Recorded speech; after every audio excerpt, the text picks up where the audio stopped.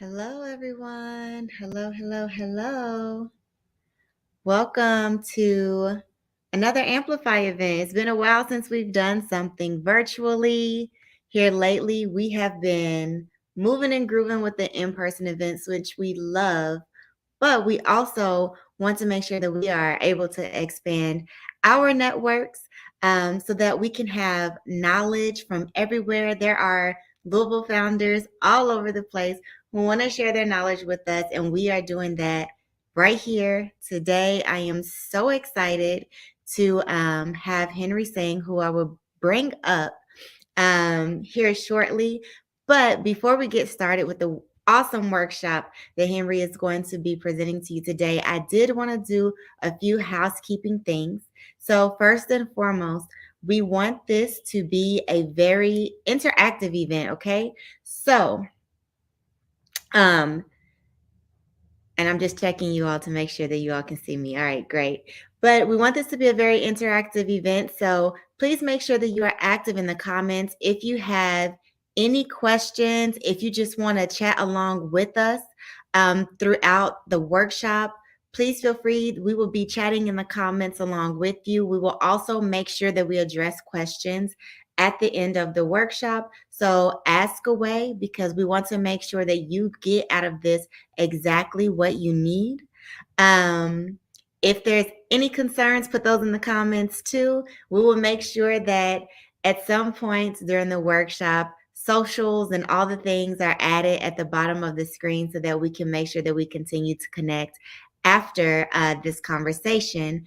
But without further ado, as founders, we all know that we create opportunities for ourselves, right? That is a true thing. And today we have Henry Singh, who is going to tell you a little bit about who he is, because he can do that a lot better than I can. And we're going to talk about creating luck for ourselves. So I am going to bring Henry up to join me here. Henry, welcome. Well, thank you very much, Kiona. I'm really happy to be here. I'm sorry I'm not in Louisville right now. I was there a week and a half ago, but I do live in California, so it's like, and you'll notice I got this nice beach picture behind me, and that's where I'm hoping to go this weekend. But that's because my daughter wants me to work on her place, Oh, right? Yeah, listen, Papa anything Papa to goes because he has to bring the hammer and drill.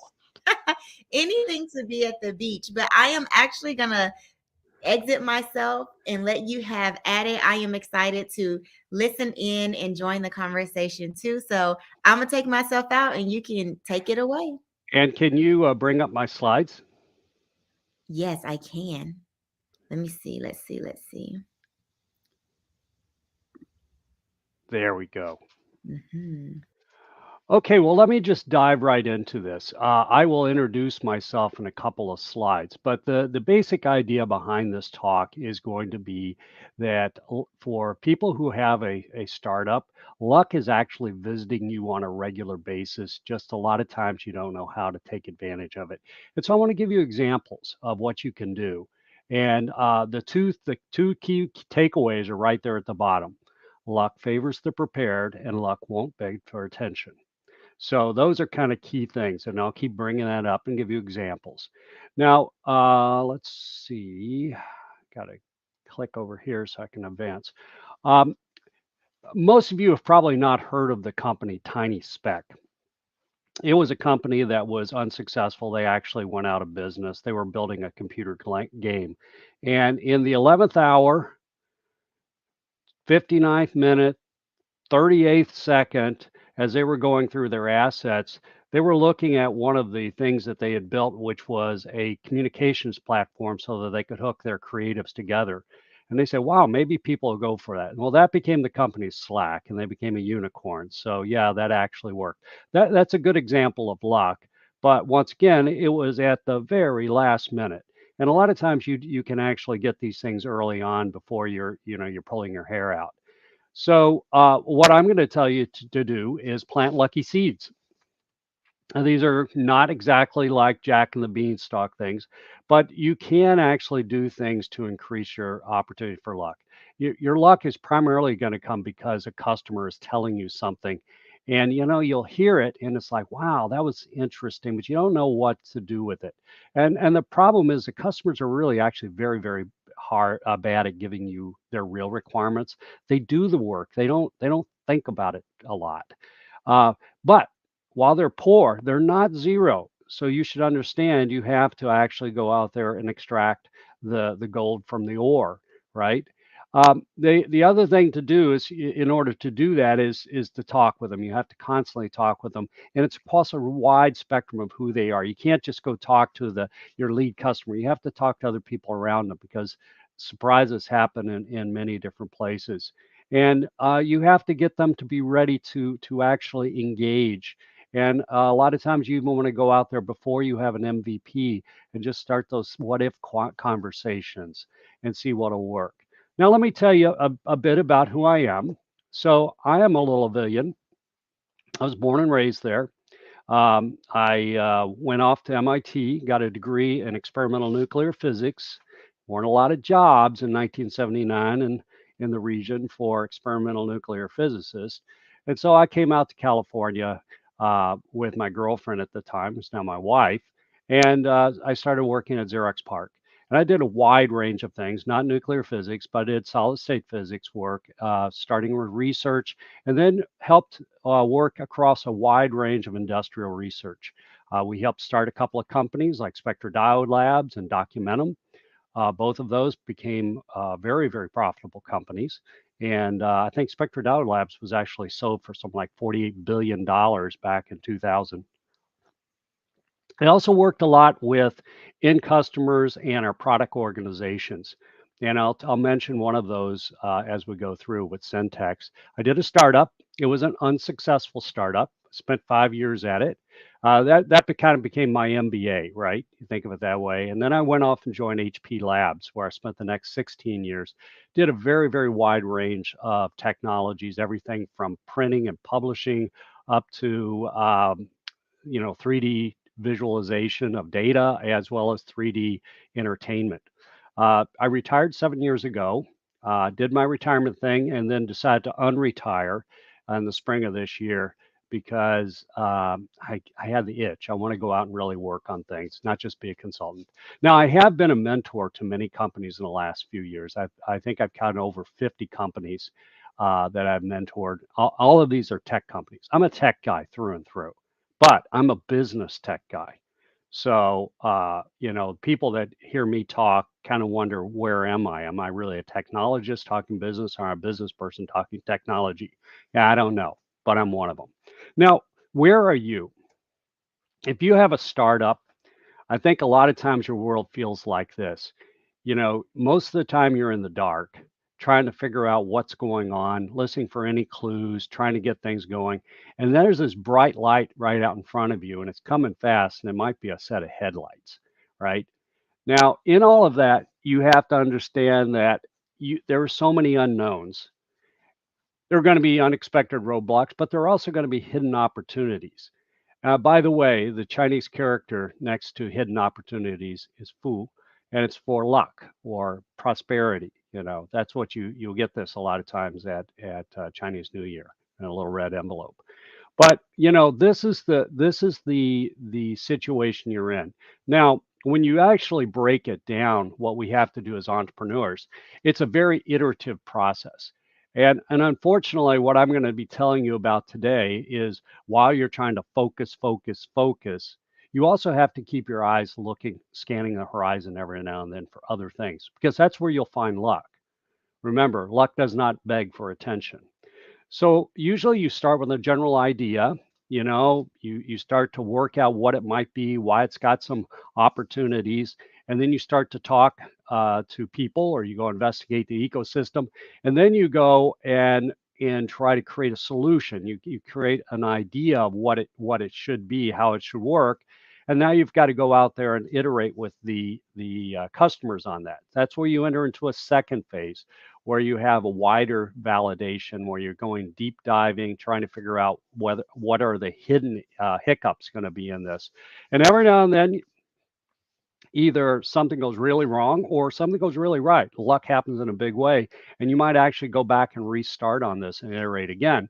And I'm going to talk to you a little bit about how to do that. But the situation you're in, you're going to have to go through a bunch of closed doors. And what I'm going to tell you, though, is that luck actually is out there. Once again, it's not the most common thing you're going to find, but it is not extremely rare. One of the things that you need to be prepared to do is as you look at your opportunities, you have to ask yourself, well, how do I compare those? Now, one of the tools that we used a lot was a star diagram, or also called a spider diagram. You'll see why, because it forms a spider web looking thing.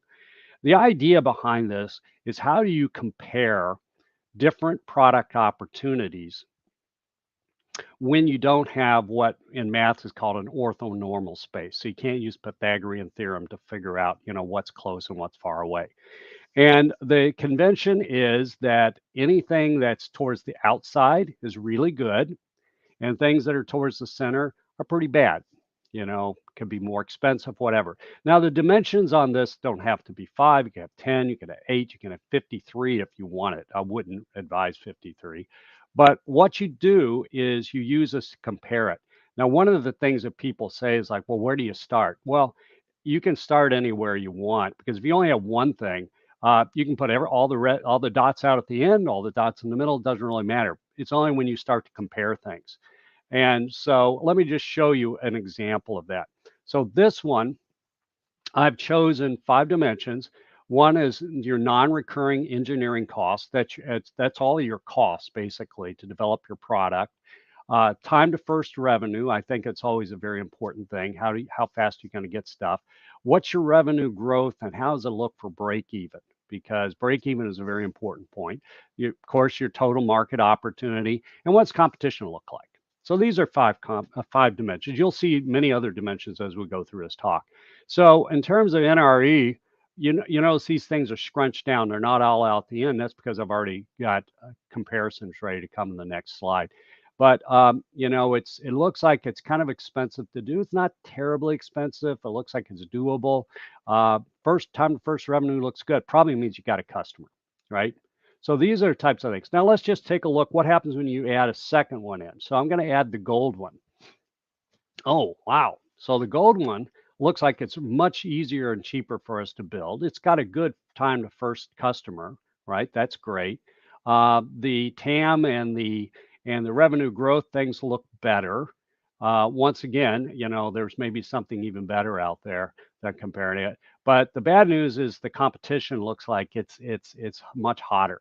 Now it turns out that you shouldn't freak out if one of these dimensions look bad, maybe except for cost, or if you have 0 time to revenue or 0 market opportunity. But on something like this, maybe if you're out to the market first and you can outrun the competition, you have first mover advantage and you should go for it.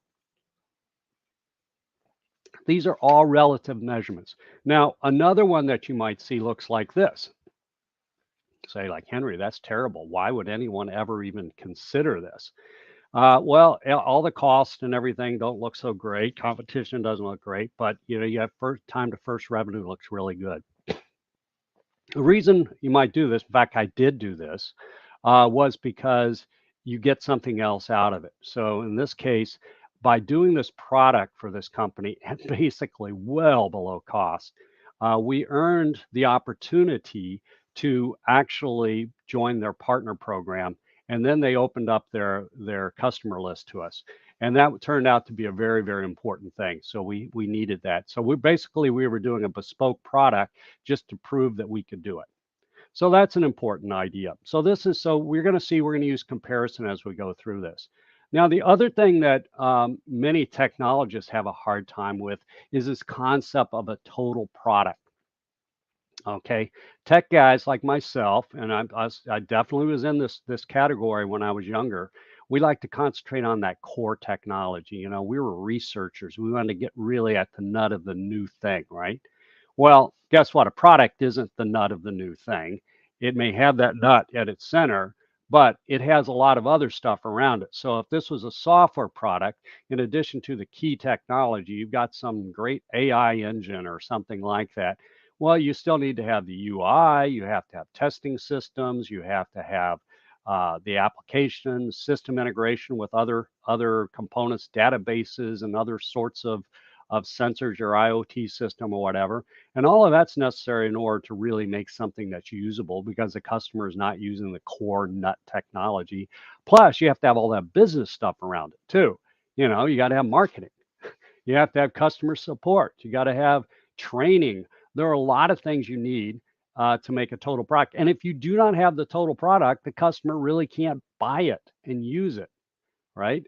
They need to have a total product. So that's an important thing. Now, of course, different types of product areas have something that looks very different in terms of total product.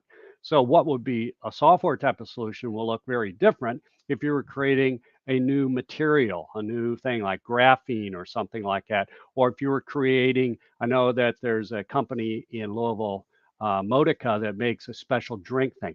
Very different total product, right? And that goes across it. But the concept is you got to do something that's a total product. Okay, now I want to jump into something that's more fun. Let's do story time because story time is always a lot of fun, right? Okay, this was happening probably a long time before many of you were born. It was 1988. I was involved. I was at Xerox Express, and we were working with a pharmaceutical company. The state of computing was terrible at the time, and I was much younger, much younger. I was only 31 at the time. I was skinnier even yet, and I had a lot more hair, and none of it was gray. So yeah, that was a long time ago. The thing that we were doing was we were working with Syntex, the pharmaceutical company, and they have these things called new drug applications. That's when you develop a drug and you want to get it approved by the FDA, you have to submit a new drug application, an NDA. And the thing is that you do all of these tests in phase one, phase two, phase three studies. The doctors have to do this on real patients. They have to fill out all these forms. And this is an expensive, labor intensive process. In those days, it was all paper, all paper. So you literally had these stacks all over the place. And it took 3 or 4 weeks to go through it.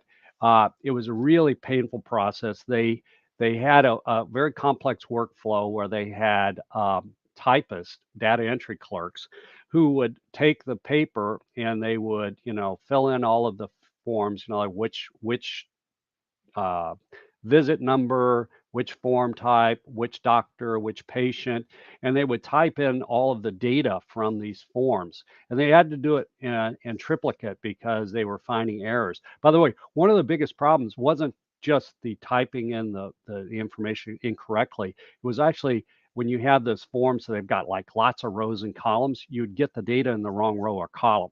So it was really screwed up. They had a lot of forms. This Syntex was not a huge pharmaceutical company. The drug that you may know from them is naproxen or naproxen. That came from Syntex. So they had though 3,000 unique forms per year, but they only had like 300,000 forms that came in. So you had a large number of forms, and the challenge was to actually recognize the form and extract the data. And we were extracting the data by just bringing it up on the screen so that they could type it in. Well, when we took a look at this, now once again, you can tell I've already normalized this. So the stuff on the min side is already low. It had a pretty high perceived value to the customer because they felt that this would allow them to speed up their process and increase the accuracy. Uh, it was pretty expensive. We had to develop a whole new technology to recognize forms. It was a very common problem, and so that's what we had. And it was interesting because I was actually the person who was going and working with the customer to understand what they were doing and everything. And I would come back and talk to my team. Now, this is your first big piece of advice. Go back and always talk to your full team about what you're hearing from customers and encourage your team to talk to you because and one of those times, Frank Zadibel, who is our architect, said, "Hey Henry, you know that workflow you had back there, I'm sitting here counting it up. Like Frank's a technical guy too, and I'm seeing you're missing quite a few people." I said, "What do you mean?" And we counted it up. It's like, "Yeah, you're right. We're missing quite a few people. What's going on?" So I go back and talk to the manager, and she said, Oh, yeah, that's because we have these special teams that aren't in that workflow that fix up problems when they occur. I said, "Oh, well, tell me about that." She says, "Well, when we have the data and the data biostatisticians come back to say something's wrong, we've got to go fix it." And unfortunately, that means all of the managers are involved. We have our higher level people that are working on the data can go back through it all, and this is what keeps us busy night and weekends. So we said, well, wouldn't it be best if we had this stuff and we just generate these reports for you so you didn't have to go hunt for all this stuff? That, oh, yeah, that would be a better idea. So you can see the light blue, it had a higher perceived value to the customer. Most everything was about the same. I mean, generate the reports was really easy, so it didn't really affect our NRE. But it was an improvement, and that was a piece of small luck. Then we got big luck. There was a woman, her name is Virginia, and she is a nurse, and she was in charge of all the nurses that went in the field and gave out these forms and trained the doctors and picked them up, made sure everything was cool.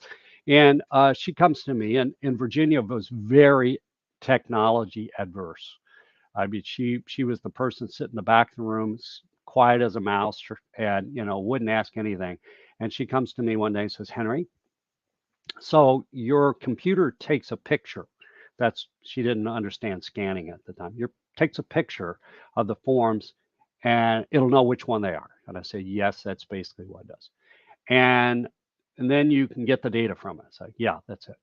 Would your computer know how to recognize AE forms? And I said, "Sure, if it's one of your forms, what's an AE form?" She says, "An adverse event." And I said, "Well, tell me about it." She says, "Well, if you take one of our medicines and you get a stomach ache or you get a headache or you go home and from a bar get a 12 gauge shotgun, go back and kill people, that would be an adverse event." Whoa, whoa, whoa, whoa, whoa, whoa, whoa, what's this about the 12 gauge shotgun? She says, "Yeah, actually, that happened twice on one drug, so we pulled it." Like, yeah, that's a serious problem there. Something's not right for guys going, it happened twice. Yeah. But I said, "Well, tell me what also about this." So, well, the FDA has very strict requirements that you have to report within 10 days. And if you don't, it's a violation. And so every year they go around, they pick two of the VPs for regulatory affairs from companies and throw them in jail for 6 months. And our time's coming up. I said, "Oh." So she said, "But, most of the time, if something goes wrong, the doctor calls on the phone, but a lot of times they just send in the form, and so we're non-compliant, and our time is coming up. So can you find the AE forms?" And I said, "Sure. I mean, we knew nothing about this." "Yeah, definitely. We scan the stuff when it comes in on the first day, and if we see an AE form, we can pop it out for you." She said, "Oh, great. Can you print it?" Hey, I was coming from Xerox. "Print? Yeah. Can we print you 100 copies? That would be even better, right?" She says, "Oh, no." And I said, "How about if we print out all the forms for that patient?" "Oh, that would even be better." I said, "Okay, well, we can do this." So we had this opportunity to create a system that would identify adverse event forms. And now you can see that it's in yellow or gold here. I don't know what's going to look like on your computer. Um, the value proposition now is much higher. It's keeping their vice president out of jail, right? It's a very common problem to the industry. Uh, who's the buyer? Now that's an interesting thing because the VP was the one who had to approve the purchase of this type of thing. So yeah, the buyer is more likely to be interested in buying. It turned out it was actually simpler to do than the other system, and it was actually easier to build because we didn't have to go through a lot of the data processing stuff and the integration. We just had to get some basic fundamental stuff. We could have stopped right there. And another way to look at that is, we had this time frame. We started off on the left with this basic clerical time saving system. And then we progressed to the second point where now we're actually saving time for the experts and the managers. And the experts and the managers thought that's more important than the first one, right? And then we got to the third step where we're trying to keep their vice president out of jail, so because making them compliant, and corporate was extremely interested in that. So the other thing you can look at is up the upper right, the food pyramid. As you go to the top of that, it means there's more power and money available. Uh, but that was a really interesting thing. So you can see luck came to us in a big way on this with Virginia, and then she came back again. Day 200, Virginia comes in, says, Henry, I need to meet with you. We got to meet in the conference room. So I go to the conference room, close the door, and I said, what's up? She says, what do you know about dry labbing? And I said, I have no idea what you're talking about, Virginia. She says, well, the doctors get paid a lot of money for these forms. This is $1988. They were getting $75 to $150 per form. And they had, anywhere from 3 to 10 forms per visit, and they had anywhere from 2 visits to about 10 visits. So it was a lot of money, a lot of money. She said, well, sometimes the doctors cheat. They make up patients, make up data, throw it in there. If the FDA finds any indication of dry labbing, they throw out our new drug application, and we are not allowed to reapply, which will wipe out our entire investment. Now, in 1988, a typical NDA process would cost you $100 million, but it was backed up by, the dozen years or so of research that went into trying to do that. It would kill the stock. It just absolutely kill the stock. And the executives all lose their jobs. Some other company probably buy them out for pennies on the dollar. So this was a very serious problem that Virginia was bringing up. So that was like, well, what can we do for you, Virginia? So she said, look, you recognize those forms. Yep, we recognize those forms, right? And you bring those blocks up so that the typists the data entry clerks can type things in. I said, yeah. Could you find the signature pad? I said, sure, we can find that box. We don't usually, enter that into the database. Said, no. I just want you to crop out all of them in the order that they were supposedly entered by the order of the visits, and I want you to print out a piece of paper with all of those signatures on it. And I said, okay, we can do that. She says, because we can look at it and we can kind of tell if all of these were done on the same day. And that gives us an indication that we should go back and take a look at the data a little more carefully and double check it. And it's like, whoa. And she says, and if we suspect anything, we'll pull that doctor's data out of the system. The FDA asked us, why did you pull it? And we said, well, we had reason to believe there might be problems in the data. And that's a wink, wink, nod, nod about, hey, got to watch this guy. So, okay, what did that do to our star diagram? Well, the perceived value to the customer hit the roof because basically it's cessation of business. That's a big deal. The engineering costs on this were even less than the AE report.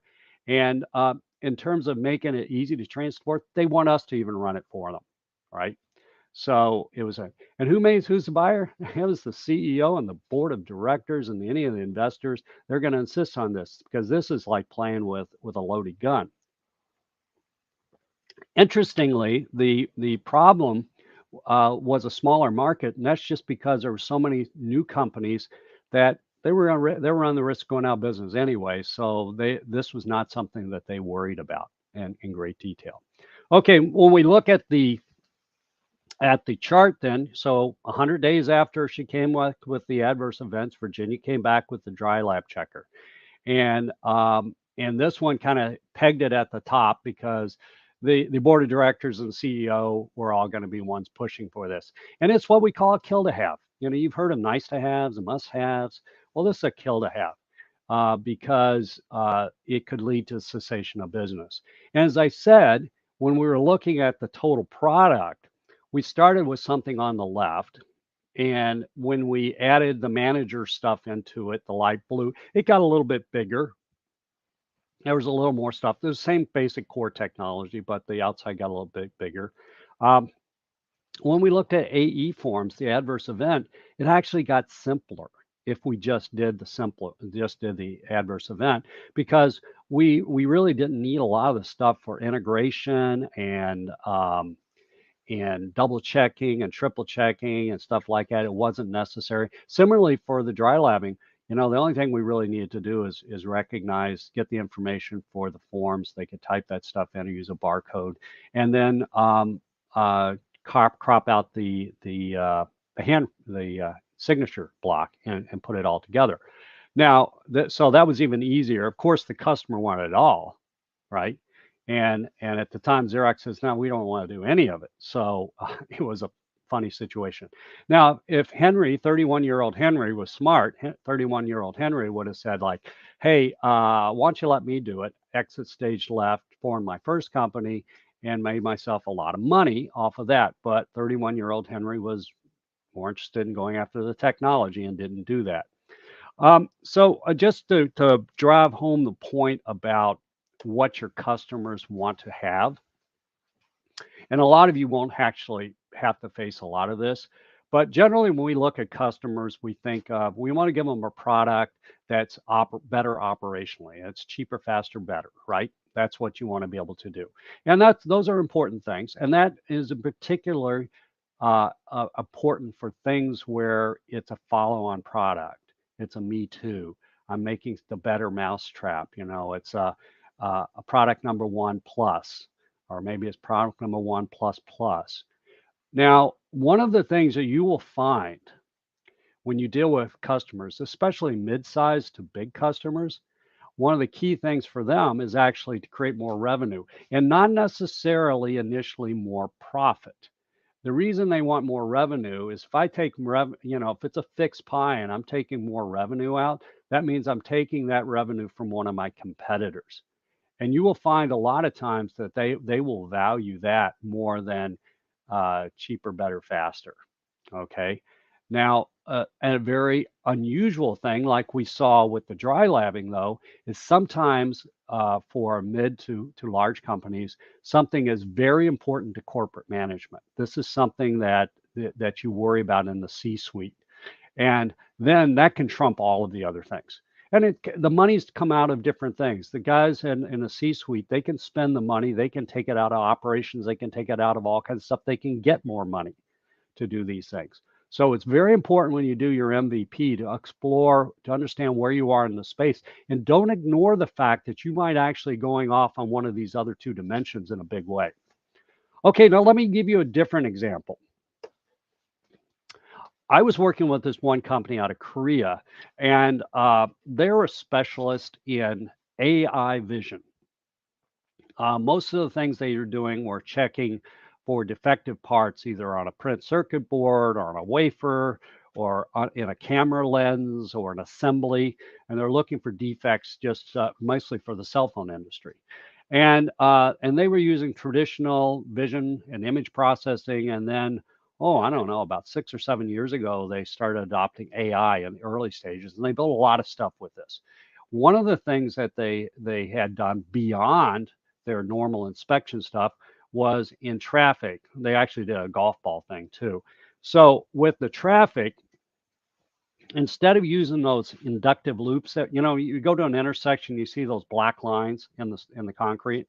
That's an inductive loop, and what it does is detect when your car or even a bicycle is on top of it, and so it knows, oh, there's something there. It doesn't know what it is. It doesn't know how many, but it just they put like 2 or 3 of them. They say, oh, maybe number two's have number three, so maybe there are 3 vehicles. Well, they're doing like what a traffic cop would do. They're actually looking at what's coming down the road, and they recognize cars and trucks and bicycles and pedestrians and who's waiting and where are they and are they going to go right, left, or straight. And they feed this directly into the traffic controller at the intersection, and it makes smarter decisions on how long to keep a red light or a green light. So that works in a country like Korea because they have one agency that controls all of the traffic lights. The Korean National Police control all of the traffic lights. Now they wanted to come to the United States and say like, well, we got a problem here because every city, town, and county controls all their own things and they don't work together. And it's just a mishmash of stuff.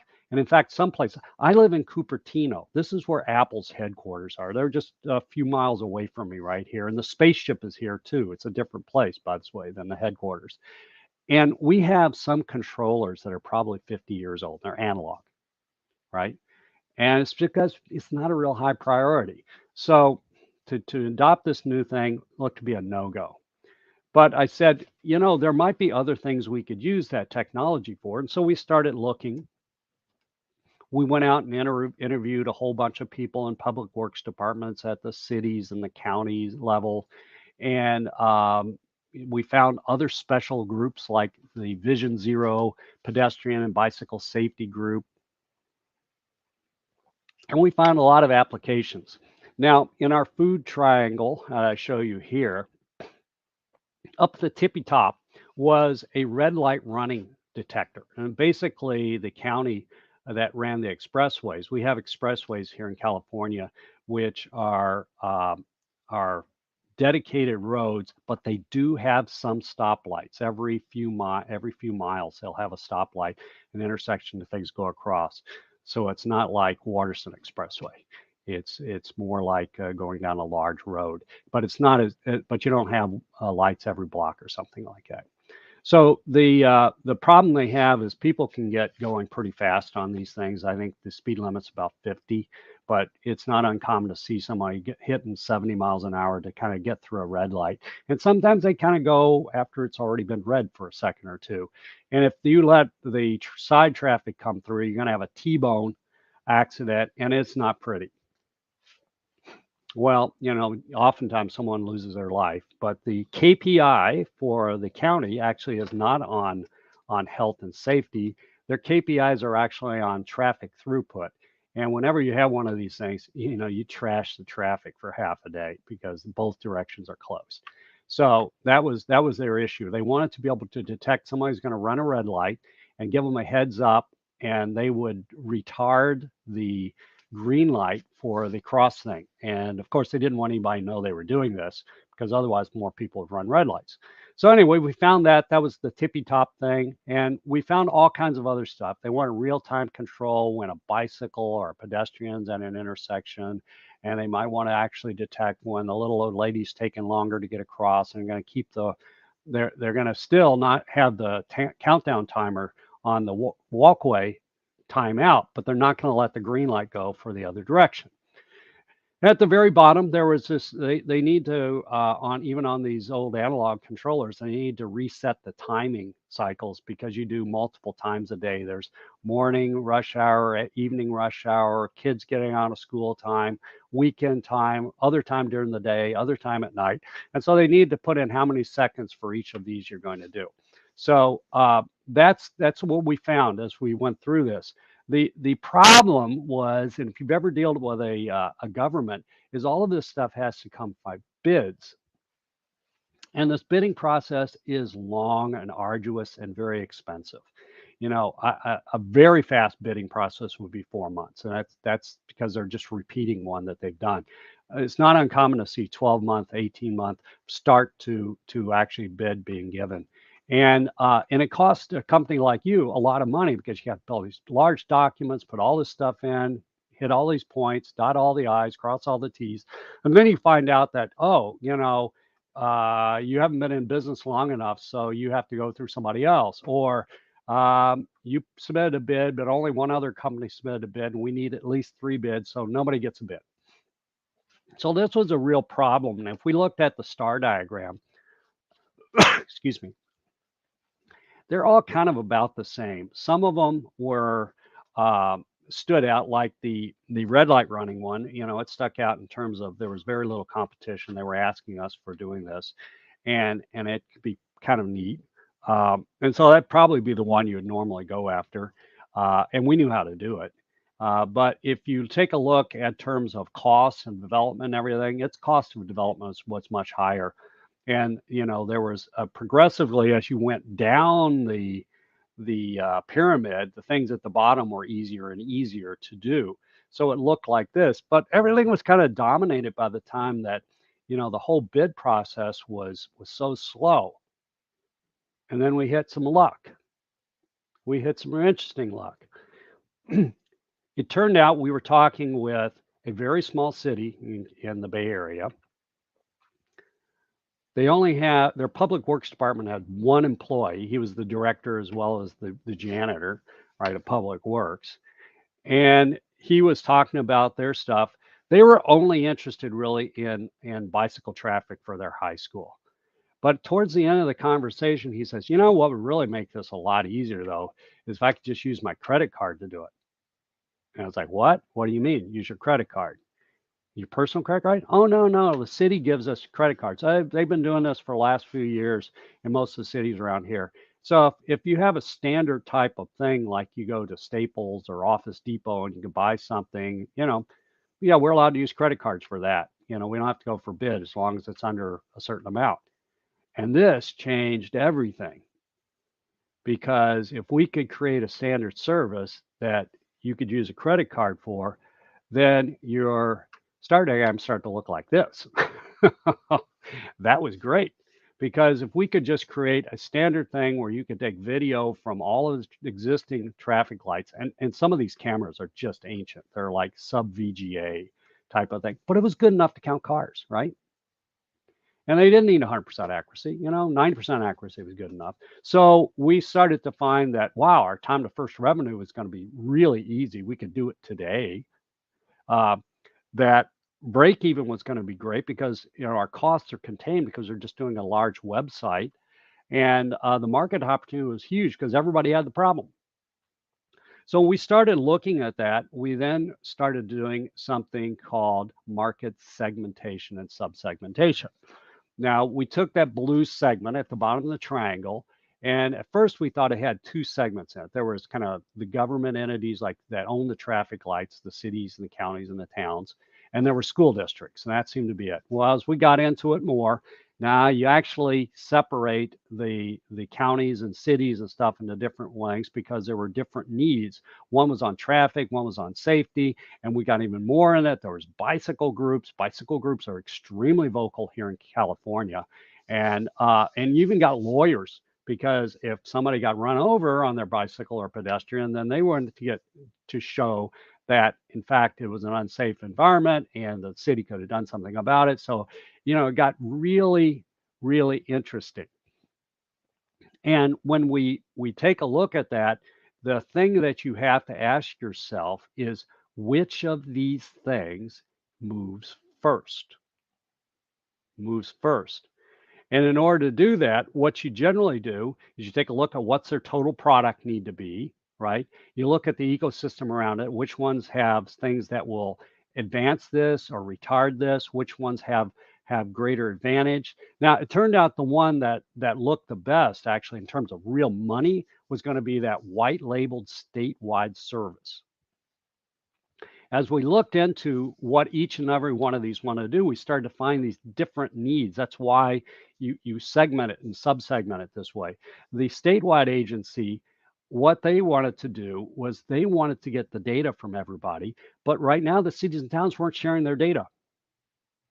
And this was driving them nuts. So they said, well, why don't we create a white label service, state of Kentucky, traffic counting service, and we're going to give it to you cheap. And we're going to actually have the legislature say, if you're going to spend any of our money, you got to spend it on this, not on something else. And then the state will get all of the data, and they were going to actually offer it as a cost plus service. So great for us, because we can make money off of that, because we actually don't even need to control our cost all that much, because we're going to get 50% or more on it. So that was great. However, it wasn't the first one that was going to go. So as we look down through these lists, we ask ourselves, well, what is likely to happen when? And we found that actually it's the mid to large cities that had issues with annoying traffic requests from other departments that they just wanted to get out of the way. So they were the ones who were most likely to pay for this right away. And just as an example, the city of San Jose was spending $500,000 a year just on doing this type of data analysis. $500,000 a year. So that was like, wow, that's an easy set of things. We ran their data. It was pretty easy to do. The next group actually that was really hot to trial on this were the groups associated with bicycles. Remember, I said they were very vocal, and guess what? They get a disproportionate amount of the public works budget.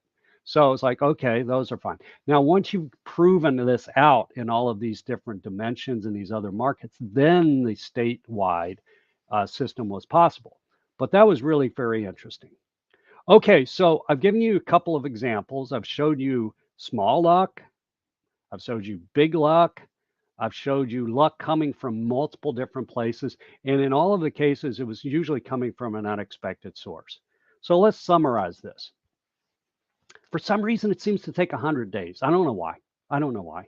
So once you've infected someone with the idea of what you're doing and they cogitate on it and they talk to people, it's about 100 days for them to come back and say, hey, what about this?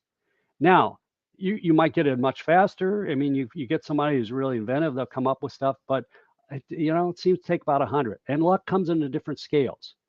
So you have to pay attention to a lot of people. That's why I said at the very beginning, you want to get out there as soon as possible, be asking people, what if we could do this? And you want them to believe that it's real so that they can start to think about it. And you never know what's going to come up. Humans are tool users. They can come up with something completely different.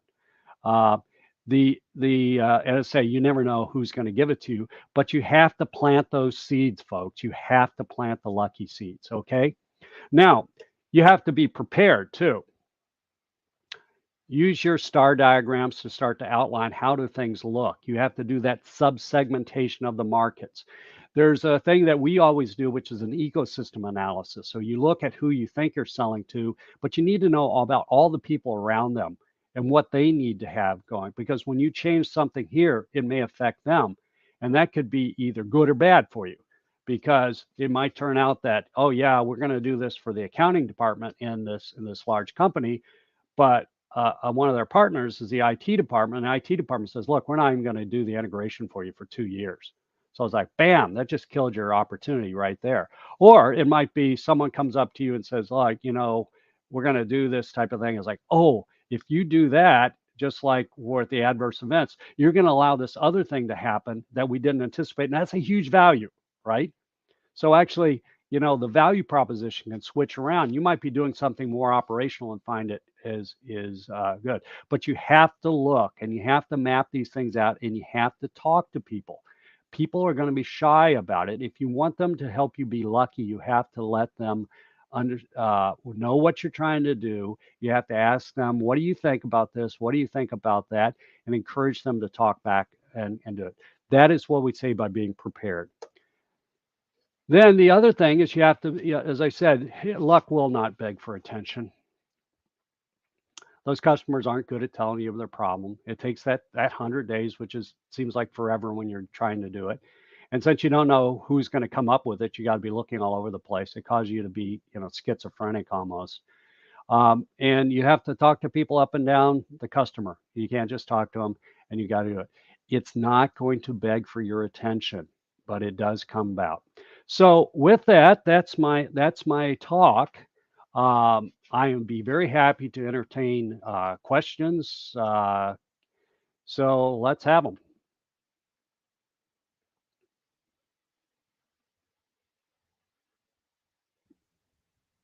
All right, so I added myself back on here. I've been in the chat. It doesn't look like we have any questions. I'm going to go check on my phone just to make sure we don't have any questions. Oh no, come on. You gotta have questions. But I love the examples that you gave, and the advice that you gave from looking at things from what is the priority, especially if you are a founder who is working with or contracting with these larger corporations, like Mhm. creating luck from the standpoint of what is most important to them. That's actually a very, very good question, Kiana. I work for large companies. I work for Xerox and I work for HP, and um, a lot of times a customer will come to them with a problem. And this happened at HP all the time. Look, HP, you make these printers, you make these computers, you got this type of thing, you got that type of thing. We have this problem, and I know 5 other companies that have the same problem, and we'd like for you to solve that problem for us. And now an HP is going to say, like, we want you to buy printers. Actually, we want you to buy ink, right? And we want you to buy the computers, but we don't actually like to do those solution things. Now they may actually do a bespoke solution for one customer if they're important enough. And you would think that that means that they want to make a product out of it. Wrong, wrong, wrong, wrong. They do not want to do that. They want to sell more ink. They Mm-hmm. would rather you take somebody else come take it from us. They will Hmm. oftentimes give you the technology. They will oftentimes pay you market development funds to go out there and do it, or research funds, and sign you up as a partner. So if you are contracting with a larger company, you have to be careful how you bring it up, but oftentimes they will actually allow you and encourage you to develop the product. They would rather you be a partner of theirs because there's this concept called pull through. So what a large company likes to do is they like to keep making the widgets they've been making, right? But if somebody else out there, a partner, builds something that is going to increase their sales, and they don't have to do anything to sell it, to make the solution or anything like that, they just sell more of their computers or printers, something, they absolutely love it. That's called product pull through. And so Okay. whenever you work with large companies, look for an opportunity to tell them, if I did this or somebody else did this, you can get some product pull through. I They'll love love it. I love that piece of advice. Um, of like viewing it from what is it that is most important to them. I love that. We do have a question that came in from LinkedIn. Let's see if I can show it on the screen. It says, "What luck can you make for hiring?" And then he added, "and for sales." Mm, mm. Oh, those are two different things. For hiring, the best luck you can have for hiring is to get the right people, right? And a lot of times, what you have to do is cast a wide thing and going out there. Now, hiring today is vastly different than it was even 10 years ago, but it's still a key part of it all is to explain to a potential worker what it is that you're looking for.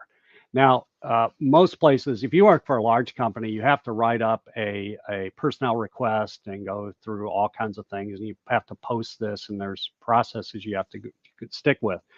But a lot of times, you will find some candidate that isn't actually what you've written down, but you can see they're very valuable for something else.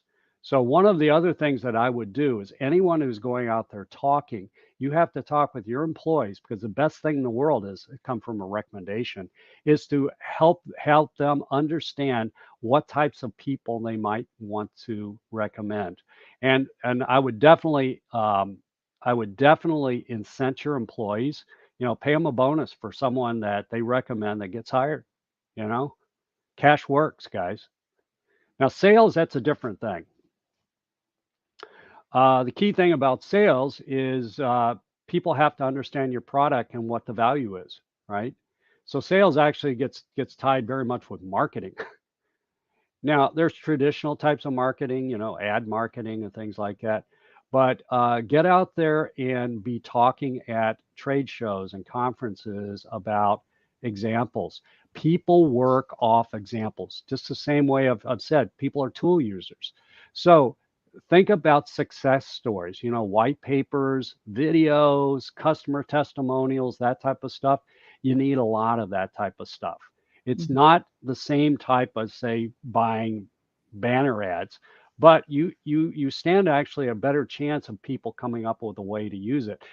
Furthermore, be prepared for your customer to use your product in a way you didn't anticipate on it. That's luck. That is luck, folks. When that happens, someone says, "Hey, could you use this for adverse events or for dry labbing or something?" Like, wow, I never thought about it. You'd be surprised at how many times a big company will say, like, "Nope, we're not interested." Mhm. But for you as an entrepreneur, you should be looking at that and say, like, "Hey, maybe I actually found a vein of gold here." That's Yeah. what you need to be able to do. But the only way you can do that is talk, talk, talk, Mhm. right? Putting yourself out there, and what do you say, it's very important to get them to buy into the trust. That's where those testimonials and getting other people to talk about your product or what you're building comes in, because building that trust is important. Well, I'm glad you mentioned that, because there's actually another talk that I give. It's all on credibility. Mhm. And for an entrepreneur, you oftentimes will underestimate what credibility really means. Mm-hmm. Okay, yeah, if you've had 3 successful exits and Y Combinator gives you, company of the year thing, yeah, it's great. But most of you are not going to be there. Okay. What does credibility mean? Well, the best credibility you can have is credibility with your customer base. Mm-hmm. Okay. The way you get credibility to your customer base is you got to walk the walk, talk the talk. The very first thing you have to understand is how do you talk the talk? You have to understand their vocabulary. Do not expect them to adapt to your vocabulary, especially with a techie world. No, no, no. You have to understand their vocabulary and be able to explain things in a way that they would understand it and how they talk to each other, right? Mm-hmm. You have to Yes. stop Jim's talking technology, talk business. we're gonna follow back around, and maybe that's next is having a workshop on credibility. Don't give all the Sure. gems away yet, Henry. Well, I've got workshops on how to build credibility, and how do you go and find stuff, and By the way, you know what? One of the easiest, least expensive ways to get real information on a market as you go into it, go to a trade show. Mhm. All your competitors are sitting there blasting out all their information. Plus, you have all these other customers going there and talking with them. Mhm. Listen to what the other people say. Don't just keep thinking about your stuff. Listen to what other people say. Because, first of all, you start to get the vocabulary. You understand, oh, they brought up this thing. Why are they bringing that up? Maybe I don't understand it.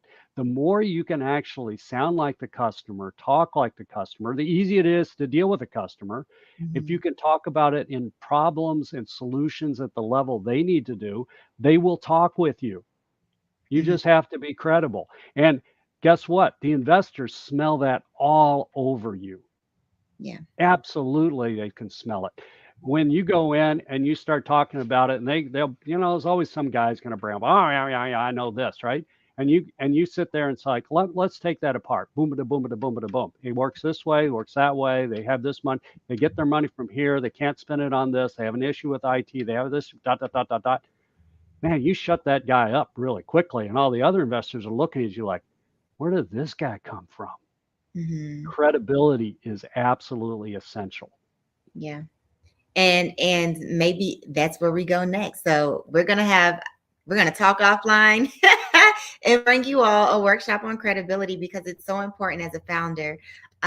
We only have a few minutes left. I do want to respect everyone's time. So as we wrap up, I want to say thank you so much, Henry. This was very insightful.